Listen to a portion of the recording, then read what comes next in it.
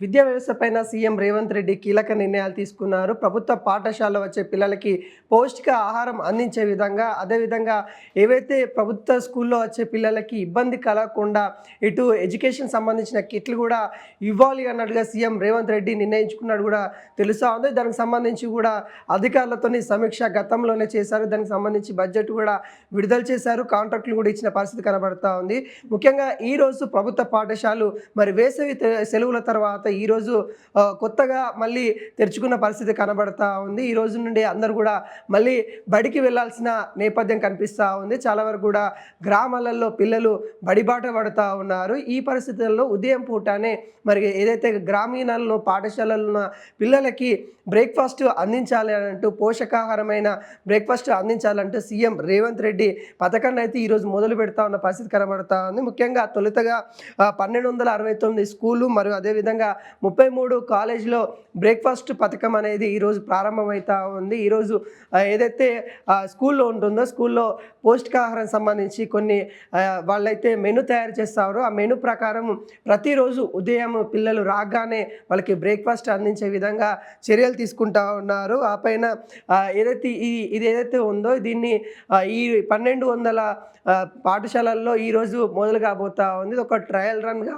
చేస్తున్న పరిస్థితి కనబడతా ఉంది. ఈ సక్సెస్ తర్వాత అన్ని పాఠశాలలో మిగతా పాఠశాలలు కూడా మరి బ్రేక్ఫాస్ట్ అందించే విధంగా సీఎం రేవంత్ రెడ్డి నిర్ణయం తీసుకున్నాడు కూడా తెలుస్తూ ఉంది. తను కూడా అనేకసార్లు కూడా చెప్పాడు, విద్యాశాఖ మంత్రిగా నేను ఖచ్చితంగా మార్పు తీసుకొని వస్తాను, పాఠశాలల్లో గవర్నమెంట్ పాఠశాలల్లో అనేక మార్పులు తీసుకొని వస్తాను అని కూడా చెప్పడం జరిగింది. దాంట్లో భాగంగానే ఇటు మధ్యాహ్న భోజనంతో పాటు ఉదయం పూట అల్పాహారం అందించే ప్రక్రియ కూడా కొనసాగుతూ ఉంది. దాదాపుగా ఈరోజు 1,44,610 మంది లబ్ధిదారులకి అంటే విద్యార్థులకి బ్రేక్ఫాస్ట్ అందనున్నట్టుగా తెలుస్తూ ఉంది. తొలుతగా వీళ్ళకి ఇంటర్ విద్యార్థులకు కూడా అల్పాహారము మరియు మధ్యాహ్న భోజనం అనేది 10th వరకే ఉంది. కానీ ఇప్పుడు ఇంటర్ విద్యార్థులకు కూడా మధ్యాహ్న భోజనం పథకం అయితే మొదలవుతూ ఉంది. పౌష్టికాహారమైన ఇటు రాగి జావ, పాలు, అదేవిధంగా దోశ లాంటివి అందించాలని ఇటు ప్రభుత్వం అయితే ఫిక్స్ అయినట్టు కూడా తెలుస్తూ ఉంది.